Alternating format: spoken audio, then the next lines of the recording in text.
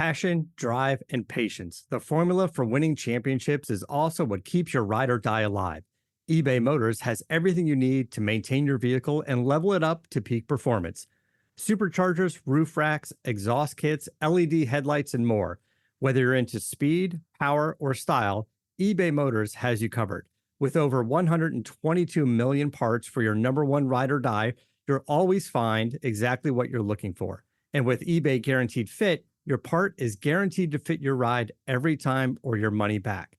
Because with eBay Motors, you're burning rubber, not cash.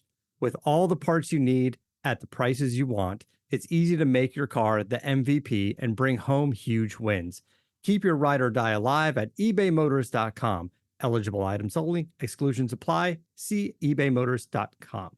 Every team, every topic, everywhere. This is Believe. Hello and welcome to Gegenpressing, the Bundesliga podcast. This is the preview show, the review show of the Borussia Dortmund against Atletico fixture. And of course, Atletico had the home match.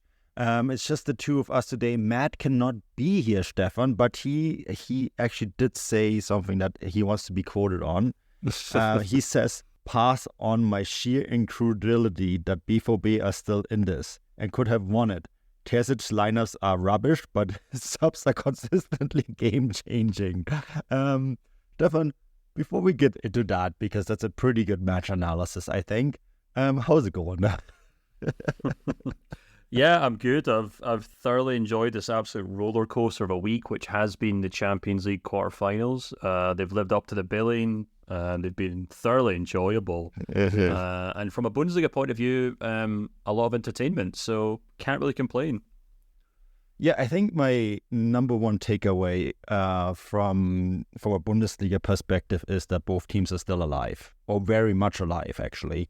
I mean, Bayern Munich with the simplest task now to just quote unquote having to win against Arsenal at home, which, I think they would have happily taken ahead of this fixture. And Borussia Dortmund, they lose at Atletico, but given the first 20 minutes or so, walking away with just a 2-1 defeat, I think they would have probably taken that too, knowing the power that is the Westfalenstadion, playing there at home, and the sheer strength and that comes from the ranks there and gives you almost that extra little bit. I mean, similar to what Atletico have at home, right? And at their brand new stadium, is it called the Wanda or whatever, the Metropolitano? There's a loud and very aggressive and strong atmosphere that gives you like almost a little bit of edge. I was joking, the Atletico players looked like they started the games having taken a bunch of amphetamines because they were going like 180 kilometers an hour.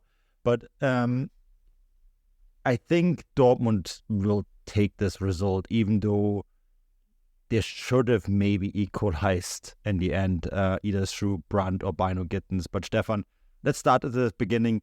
The way this started, this could have been really bad.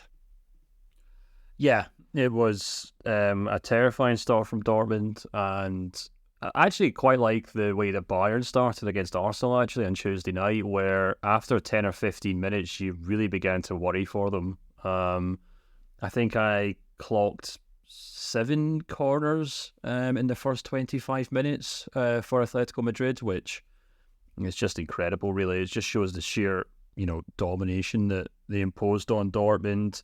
And then, of course, Dortmund cracked entirely just 4 minutes in from just some sheer lunacy from... I mean, we were discussing this with subscribers, whether it was Kobel or Maatsen. I think it's probably 60-40, maybe 60% Maatsen, 40% Kobel, because, obviously Maatsen makes a poor pass that leads to the interception, which leads to the goal, but Kobel's an inexperienced player. He should know not to be making that pass to, a defender who's really flat on with him and has a man on him. Really just baffling lack of composure at this stage of the competition. And as you would expect in the quarterfinals of the Champions League, the opponents take complete advantage of it. Something similar happened, 30 minutes later, 28 minutes later, where Mats Hummels and Schlotterbeck more or less run into each other, which leaves Griezmann to kind of line up Lino for the second goal. And yeah, at that point, you really begin to wonder how bad things could get for Dortmund. But they did kind of crawl back into it, and they kind of composed themselves by the time they got to half time. And in the second half, they looked like a completely different side. We could get into whether that's the Dortmund, whether that's the Atletico Madrid, but ultimately it means that this game finished with Dortmund in the ascendancy, Dortmund with all the momentum, and as you said, there's a lot that they can take positives from this game, and they should have a lot of confidence going into the second leg, I think. Yeah, I think one goal. I mean, at the end of the day, the math here is quite simple. You just need to win, right, to at least force extra time, and this could be one of those that just go all the way. You don't want to. The new rules mean that you don't want to lose by more than 2 goals, right? Losing by just 1 goal, you are essentially a goal down now at halftime. And I think that I'm juggling because that first goal was so ridiculous, and I think the only good thing that I can take away from that, the way it happened, is that Kobel right away tried to own it, although I have no idea what Madsen was thinking there. Like, why would you play the ball out of the back like this? It's funny because we talked about this on the show yesterday, right? Towards the end, where we discussed this whole idea of playing the ball out of the back, and I actually like it. I think the problem is that there's too many goalkeepers who can't do it properly, and maybe there are also too few defensive lineups that have the ability to do it quite right too. I get that you the risk, the fact that you keep possession outweighs the risk, so it's a risk calculation, right? But at the end of the day, you need to be very good at it. And I also think that when you're playing at a place like Atletico, where everyone is so fired up, and the Griezmann and co play with the knives between their teeth, maybe that's not the place to do it, Stefan, because they were pressing so high, right? And I mean, I can't believe the amount of running Atleti players were making. And they had a weekend off, right? They haven't played in 10 days, and I think it showed a little bit. But it was really telling how much energy they exerted. And I think I almost had this feeling that Diego Simeone's game plan was to end this fixture within the first 30 minutes. And I mean, it almost worked.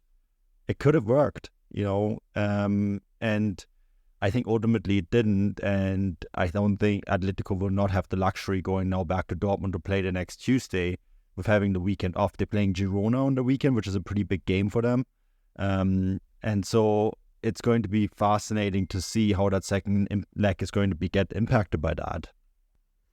Yeah, it'd be really interesting. The way that Atletico Madrid kind of went through this game was actually quite fascinating to me. I know we're going to spend this whole episode talking about Dortmund, so it's worth talking about Atletico for a moment, but I think you're actually more or less correct, actually. You look at the way that they basically tried to blitz Dortmund in the first kind of opening 20, 25 minutes, and they got their 2 goals, and it seemed as though they thought, well, that's job done, so we can just kind of put our feet up.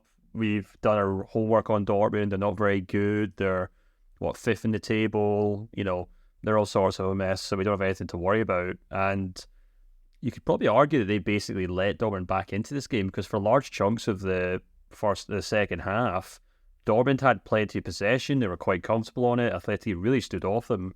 And I think it's actually quite telling that the average age of the starting 11 for Atletico Madrid was actually 30.6 years, which it's actually really hard to get a starting 11 in football these days.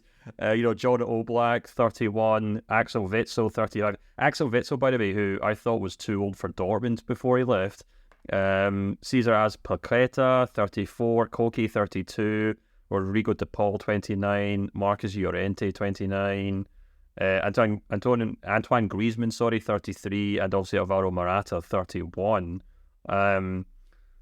So, obviously, by the time the other mark came along, Atleti just looked like a a really, really tired team. Not to mention the fact that Dortmund then kind of consistently brought on players who had a lot of energy. Obviously, Sebastian Haller, obviously not a quick player, I would say, but obviously one who brings a lot of physicality to his game, which, if you're an Axel Witsel who's, now 35 years old, not a natural centre-back, beginning to tire, the last thing you want is like a fresh target man to be wrestling with.